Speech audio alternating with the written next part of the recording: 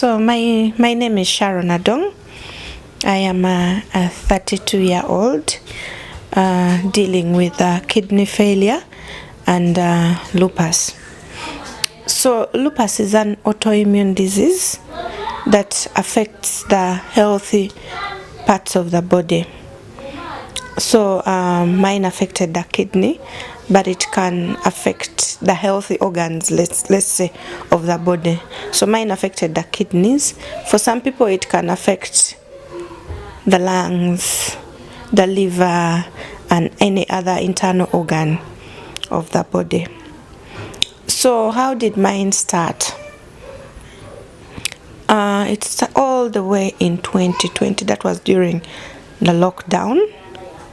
It started with different signs.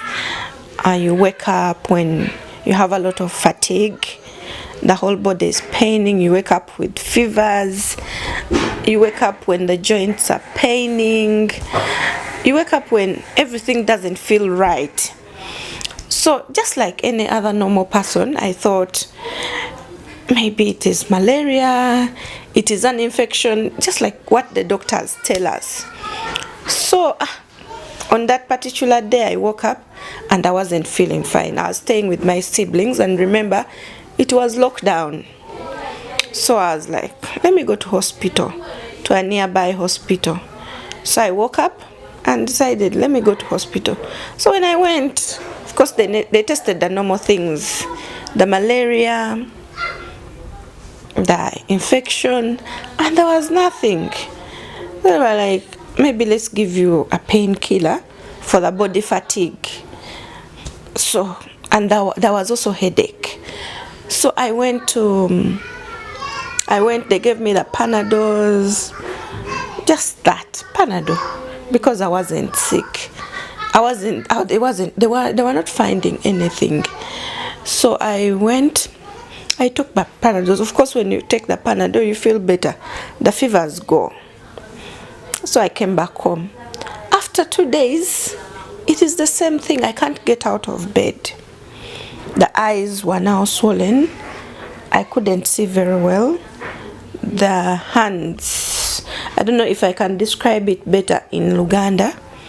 Zino engalo zonna zaali zikalambadde nga zizimbye mu joints, nga n'ebigere, nga ne kutoyi sisobola kola ki, sisobola kutuulako. So nga nebuuza kiki. So I started nemugamba, maybe at the hospital I went to, tono, let me go to a better facility. And by then I had insurance. And because I have insurance, nengamba, let me go to a bigger facility, hospital facility. Nengenda to another hospital facility. Nebangamba, maybe it is. Nayenga, the doctor told me, they gave me painkillers. Nangamba, oja kujja nku reviewing after 2 weeks. Naye in that 1 month, the doctor saw me like 4 times. I was complaining about the same thing. At a salaba normal doctor, I saw a physician now. Because insurance, they tell you see what? A physician. Ngandaba physician bulungi.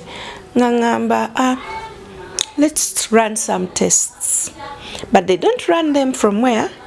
From Uganda. Nga running tests. Nga ngenda, actually that time lockdown negwao. Remember 1 month ndiawo ntambula nonya solution to my problems. Ngavao ngenda mu field ngandekawo samples, because they told me they take 10 days for me to get results. Wezagenda nezidda nga bangamba oyina what they called rheumatoid arthritis. Nga bampa eddagala. Sijjukira na ddagala ki, naye ayina eddagala lyampa. Nga mmira bwe nakomawo from field. Nga mmira eddagala ng'era terinkolera. Nga ngamba, but why is there no change? Same doctor, why is there no change? Kagamba, tukyuse eddagala era. Now that is tukyali mu 2020 tutambuza kati ngamba tukyuse eddagala tugendeko ku ddagala eno eddagala lyampa eddagala eryo nalimira then traveling again. I was getting work even during lockdown. Nze nga nfuna emirimu, I can do work online, sigala nkola nebya field bino. Somehow we managed to get permission ne traveling and tugenda nenfuna. I remember some organization within Makerere je nali nkolera awo, someone had connected me ne bampita nengenda mu field nenkola n'eddagala eryo lyampisa bubi nnyo. When nakomawo kuva mu field, I didn't read the side effects. Kati natuuka when nakomawo kuva mu field ngamaze, I spent around 20 days nera nga mpulira ki nkyawulira bubi, the symptoms zikoze ki zikyaliwo, the signs and symptoms zikyaliwo. When nakomawo nga mpulira bwenti era sibitegeera nga nkyamiralira eddagala omusawo lyampa. We nalimira kati nga nzuukuka ekiro seebaka, omubiri gunnuma. I can't wake up in the morning. I wake up at 2 nendowooza na COVID because mbadde mu field. Kakati then one day kiro at around 3 a.m.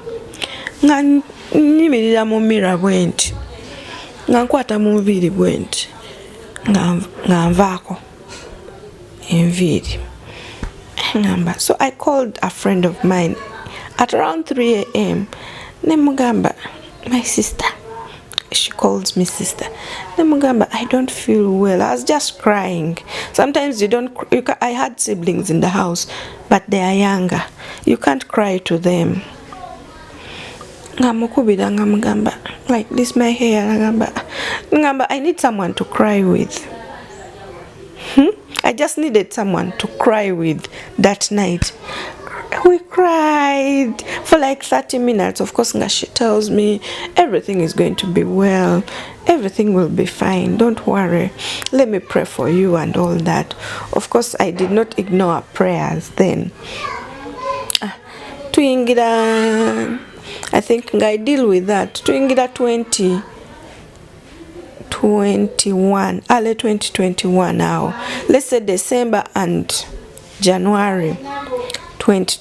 December 2020 and January 2021. Ngera ebintu bikola ki binuma bintu tebikyuka ng'omusawo oyo muvaako ne ngamba oba tali kunyamba. Then the way I was feeling nga nkyawulira those fatigues and all that, nga ngenda for painkillers in this first clinic gye nagendangako neba 3 a.m. nga nkubira wa border. I had a reliable border then. Ngamuganja ngo nkima ntwale mu ddwaliro siwulira bulungi ng'era nga ajja nga nkima nga ngenda nga bankuba painkiller. Nagendako ne mu Cancer Institute nga ndowooza it is cancer. I tested for cancer nga byonna tebiriiwo. They ran tests nga byonna tebiriimu. Ne bangamba, what is this? Of course nga buli omu akuwa painkillers ze baneeno bo bankuba buli wengenda. Kati nabo ne batuuka ne bankoowa ne bagamba naye gwe eddagala lituli okukuba tyamaanyi nga for pain nga bankuba ne morphine. Okitegeera nga batuuka n'okunkuba morphine buli wembeera mu pain nga gamba tumukube morphine to reduce the pain. So nga mbeeraawo. So that very doctor mweri eddwaliro nga ngamba, there is a doctor who has dealt with your kind of symptoms. Kamukubireko koleki mubuuze oba waali ogenda omulabe. Era we baamukubira we bati namugamba, tell her to run these tests before she comes. Era tests naziwandiika. I went and ran them. I think that time I spent about all together running the tests. Of course, naddamu running even cancer, because this is they consider it to be an authentic laboratory in Uganda. They told me the results will still come back after 10 days. Nga baraninga results wezaddawe bati nga nesitula nga ngenda in that hospital nga mulaba. That is when he confirmed that what I am going through is what? Is lupus. Of course, it was a new thing to me. Lupus. Nga sikiwuliranga nako. It is an autoimmune disease. It starts like this. It affects ngangenda. Of course, a doctor will not tell you everything. Ngampa ne materials okusoma. Ngagamba, you read about it and all that. Ngangenda ngansoma. When nabisomanga, of course, bagamba it doesn't cure. It attacks any healthy part of your body. So ngambera, of course, ngotandika okweraliikirira. Depression hits in. Tobitegeera, today you're okay, the next day you're okay. You feel people don't understand you. Up to now, newembeera wano, oluusi olabanga abantu tebakutegeera. They don't understand what you're going through. Gwe wekka yeetegeera. Tugenda kushotaninga muko. Tukiwano lwaleero. Kimanjaga tugamba abantu mbeera gy'oli mu ssaawa zino. Mu Luganda okusinga. Kakati nga ebyo byonna bigenda nga banteeka ku ddagala. Kati we banteeka ku ddagala nga tukola ki? Eat and all that. Amadagala mangi at first, of course. They first introduced higher doses and all. Nga mbeerawo nga living with it nga magulu gatandika okuzimba. Nenga I continued seeing the doctor because yali afunye solution to my problems. I even improved. Nentandika okukola nga nkola bulungi. Lockdown nezijja nezigwawo nenga nze nange nkontinuinza okukola. Kati we twatuuka last year, that was 2023. Kati nga amagulu gazimbira ddala, ngenda mu field nenzira naye nga tutambudde. You know, you say when you sit amagulu gazimba, but agange nga gazimba ne wentambula. Nogamba, what is this? So there's a time I was admitted in Gulu. I was in field nga amagulu gazimbye gatiirika amazzi. Of course, the kidneys were still okay. Kumbe my lupus had really attacked the kidneys. Kati when natuuka nenzija waneeno nentandika okulaba. So ne bangamba genda olaba omusawo bwoti, golaba omusawo bwati. That is when I was that is when ne bangamba nti ensigo they are failing. When natuukira okugenda e Mulago nga ziri ku functionalities, they deteriorated so fast.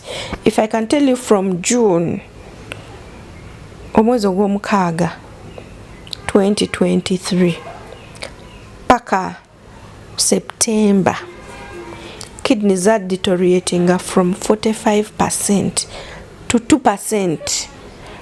Very fast. Ngomusawo akoze buli kimu, awandise buli ddagala, buli woogenda nga mulaba every after 1 week. Yangamba every after 1 month. Nenga every after 1 week mpulira bubi. Nengamba kanzireyo ndaba omusawo, kanzireyo ndaba omusawo. Kidneys ne deteriorating. When natuukira ku musawo ku last moment bwenti nga ziri ku 2%. Nangamba genda ku kyuma. When agenda kuchuma, before of course ngambye, that is now, have you ever heard of dialysis? Nga nachiwulirako naye nga nchiwulira mba neighbors. Mshitegeera. Nagamba ngamba dialysis. Nogenda bisomako nga oluusi tobitegeera na bulungi until when you're in. N'olyoka obikola ki? Otegeera kyekiriwo. Nentuuka nga sirina musaayi. Nga nze nankala. Of course, my friends were there for me, my siblings were there for me. Never running up and down. Ngateri musai. My blood group is a hard one. Very, very hard. They had to put a campaign for me to get blood. It was a Sunday. They admitted me at emergency in Mulago. thank God mulago yanyamba ne tufuna omusaayi mangu ne babigobako. The next few days nga nfunye omusaayi, and the other days nentandika dialysis. But of course the challenging thing is that buno obulwadde we bujja tomanya. It totally takes you back behind. Nze nali ndowooza I am a born again, I am a Christian, but oyinza n'okulowooza bakuloga. That is the most challenging thing. If you don't go to a proper facility to get diagnosed, oyinza okulowooza ebintu abantu omuntu alina kyakkola. Kubanga engalo zino zikalambala bwe ziti joints ne zikuluma, n'ozuukuka toyina maanyi gakola kintu kyonna. Ozuukuka ebintu nga bikube eriiso, oyinza ozuukuka olunaku lumu ng'eriiso side emu yekuzimbyeko nga togitegeera. N'ozuukuka ng'olina emirimu egy'okukola naye nga n'okuyimusa omutwe bw'ati mu buliri nga tosobola. Essuubi weeriri, according to the discussions zendi nabo n'abasawo, nti fine kidney zonna, ensigo zonna zaafa. Ensigo zonna zaafa naye essuubi liri nti bangambye bwe nfuna omuntu ampaayo ensigo emu bweti, I can survive with it. Naye nti bwo obulwadde okuwona busigalamu. But the chances of lupus attacking that one wound are low. Yes. Lyessuubi lye nnina nti omuntu kasita ampa ensigo oba nenfuna ensigo. Essaawa zino tuli ku dialysis, which the doctors say it is temporary. Dialysis is not a solution. So of course nkyetaaga dialysis as I look for someone to give me or a donor ow'ensigo. Dialysis etwala sente mmeka okutwalako ki Uganda? Yes. Dialysis buli session gye ŋŋendamu ya mitwalo 15. Nkola emirundi 2 mu wiiki. So buli session ya mitwalo 15. Then waliwo n'eddagala eddala erigenderako. Waliwo eddagala of course mulago etuwa amadagala agamu, naye nze kubanga omusaayi gwange gwa negative, waliwo eddagala eddala nga bagamba terinkolera, nina ggula ligule. So wemba nkozesa emitwalo 15 buli session, that means buli wiiki dialysis yokka ya mitwalo 3. Oyongerezeeko eddagala.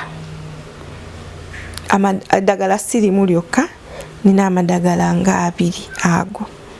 Then nina n'amadagala amalala g'emmira, kubanga kati mulimu pressure, mulimu ensigo okubanga zaafa, mulimu lupus. Nina ebintu 3 byendiiringa nabyo. Then ne transport. Byonna w'ogattagattamu mu wiiki sikyakola, mbeera waka. Leero nina amaanyi, enkya oba olw'eggulo nzuukuka sirina wadde. Omulabe alaba akuyambe atya? Omulabe yenna andaba ebweru. Omulabe yenna n'aba BBS Telefine. Ekisooka njagala beebaza aba BBS okujja okufuna story yange nekyengoyenga through. Kyemanyi bangi bayinza obeera nga gye bali nga si bangi nnyo naye nga bagoyinga through the same. Ekisooka neetaaga ku buyambi, neetaagira ddala obuyambi, kyonna ky'oba osobodde nsaba buyambi, financially, emotionally. Essaala zo nzeetaagira ddala. Counseling services for me and the people abandabirira, because n'abandabirira around me bali affected. Ekisingira ddala twetaaga obuyambi bw'essente. Ebintu biri very difficult. Nze yali ayamba buli omu ng'atunuulidde nze, naye ebintu byakyuka from up to down. Weebuuza what is next? What is next? So bwentyo. Neera omulala omulabi yenna ng'olina signs zino. Nyinza oba nga sizogedde zonna, but when omuntu yenna genda ebweru eyo ogugulingeko lupus. Oba olina signs ezo. Signs ki? Engalo okuzimba, ozuukuka ne fatigue, ozuukuka okwoye tolina ky'osobola kukola, ozuukuka omubiri gwonna gukuluma, ebintu by'otategeera ku mubiri gwe bitabeerangawo. Go and seek medical attention. Seek medical attention before it's late.